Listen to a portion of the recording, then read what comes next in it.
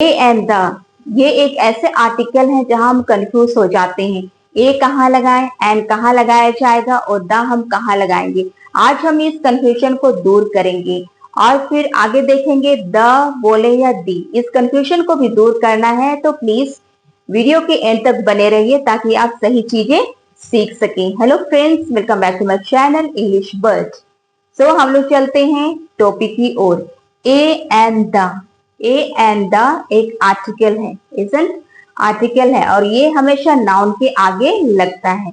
ये नाउन के आगे लगाया जाता है। तो सबसे पहले हमें नाउन को समझना होगा। नाउन क्या होता है? नाउन दो तरह के होते हैं। नाउन दो तरह के होते हैं, काउंटेबल नाउन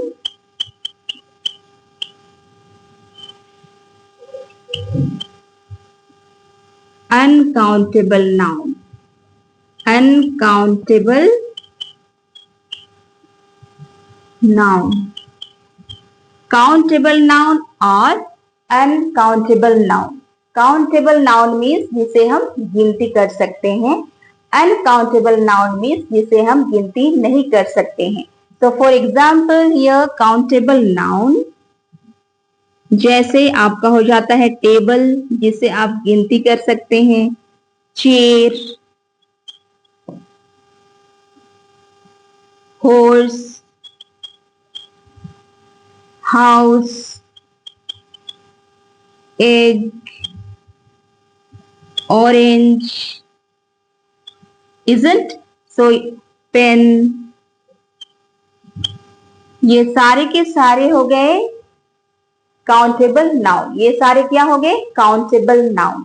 ओके, फिर अनकाउंटेबल नाउन जिसे हम गिनती नहीं कर सकते हैं। जैसे उसमें क्या आएगा? Water, ink, oil, sugar, gold, etcetera. तो ये सब आते हैं आपका अनकाउंटेबल नाउन में। Okay, so once again countable noun जिसे हम गिनती कर सकते हैं, जिसे हम गिनती कर सकते हैं उसे हम काउंटेबल नाउन कहते हैं। For example table, chair, pen, horse, house, book, pen, ये सब आपका काउंटेबल नाउन में आता है। फिर अनकाउंटेबल नाउन में आता है water, oil, sugar, gold, ink, etcetera. ये सब अनकाउंटेबल नाउन है जिसे हम गिनती नहीं कर सकते हैं। सो ये आपका काउंटेबल नाउन है। तो यहाँ पर आपको हमेशा याद रखना पड़ेगा कि इस सिंगुलर काउंटेबल नाउन के आगे ही आपका आर्टिकल यूज किया जाता है, प्रयोग किया जाता है या लगता है। इन्हीं countable noun, singular countable noun के आगे आर्टिकल लगाया जाता है, वो है आपका ए एंड द। नेक्स्ट हम लोग देखते हैं आर्टिकल। आर्टिकल को भी दो भाग में बांटा गया है, वो है डेफिनिट आर्टिकल और इनडेफिनिट आर्टिकल। डेफिनिट आर्टिकल में द आता है और इनडेफिनिट आर्टिकल में ए एंड का यूज किया जाता है। तो यहाँ द को हम लोग द और दी प्रोनाउंस करते हैं। द और दी प्रोनाउंस करते हैं। और ए एन का मतलब होता है दोनों का एक, जो सिंगुलर काउंटेबल नाउन में लगता है। जो सिंगुलर काउंटेबल नाउन के आगे लगाया जाता है, जो सिंगुलर काउंटेबल नाउन के आगे लगाया जाता है। हम देखेंगे ए और एन का यूज कहाँ किया जाता है। ओके, उसे दो भागों में अच्छे से बांट करके हम लोग उसे समझेंगे ए और एन का यूज कहाँ किया जाता है। सो ए का यूज आपका countable noun, consonant sound,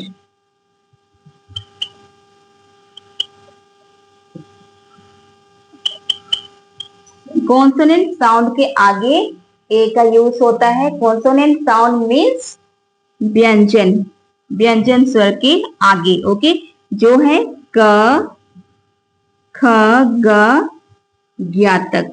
okay, फिर हम एन का यूज कहाँ करते हैं? एन का यूज हम कहाँ करते हैं?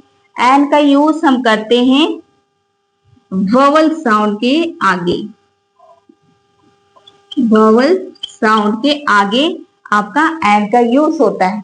जैसे यहां पर हम लोग पढ़ते हैं आ ई अह तक।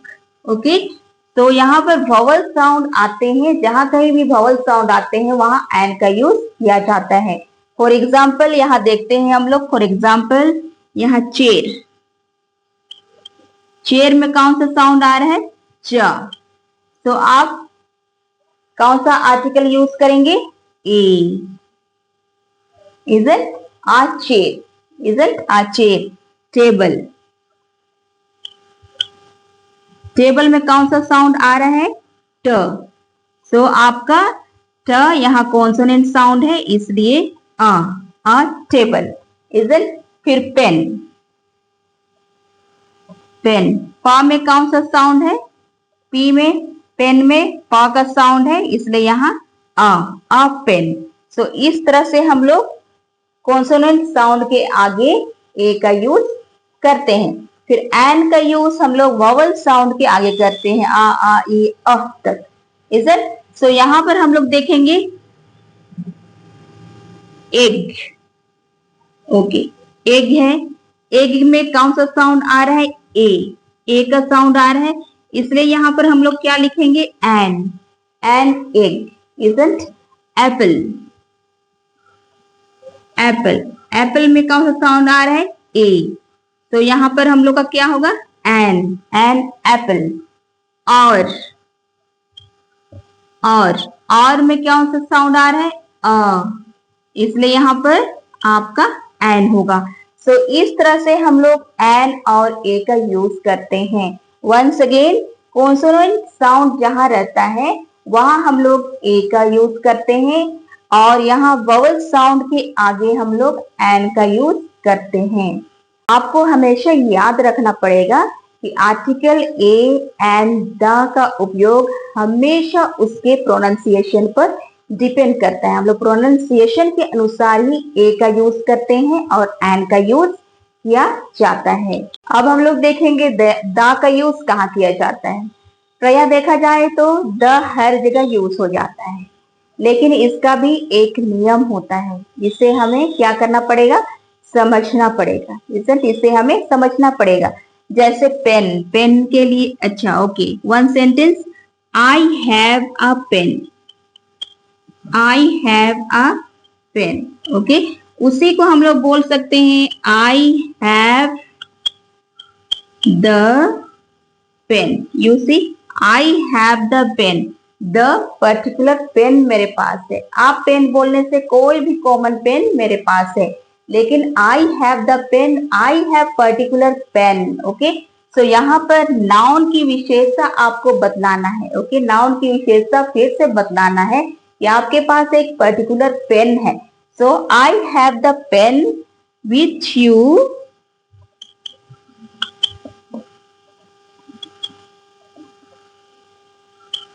gave me yesterday.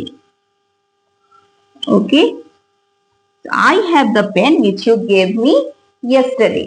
तो इस तरह से द का यूज किया जाता है। फिर द और दी कहां पर यूज किया जाता है? द और दी कहां पर हम लोग यूज करते हैं? द का यूज हम लोग कॉन्सोनेंट साउंड के आगे करते हैं। कॉन्सोनेंट साउंड के आगे द का यूज होता है। ओके, कॉन्सोनेंट साउंड के आगे द का यूज होता है, और वोवल साउंड के आगे दी का यूज होता है। जैसे कॉन्सोनेंट साउंड के आगे the principle, the table, the chair। Okay, इस तरह से यूज होता है। और वोवल साउंड के आगे दी का यूज होता है। वोवल साउंड के आगे दी का यूज होता है, like the orange, the apple, the umbrella,